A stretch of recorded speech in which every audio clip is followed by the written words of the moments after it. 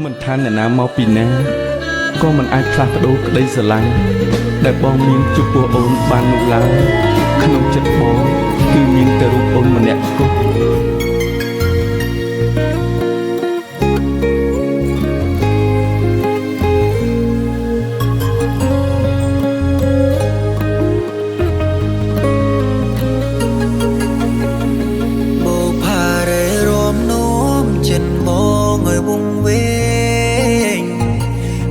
ការកំរខ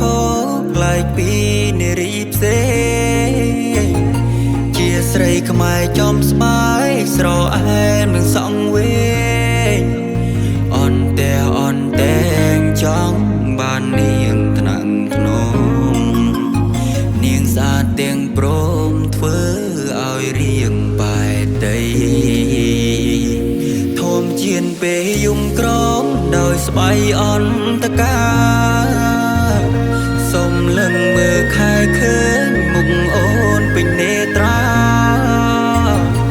ញញឹមម្នាក់ឯងមិន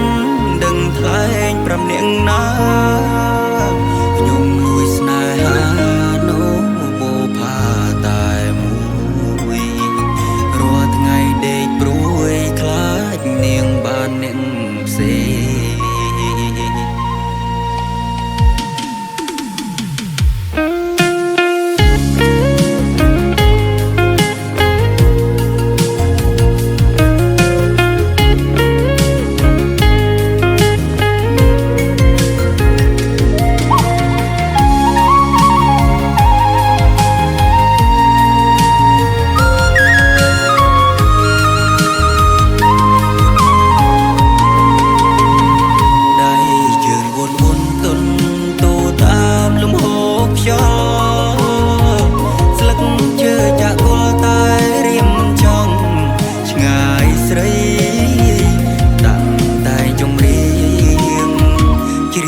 ក៏ផារតី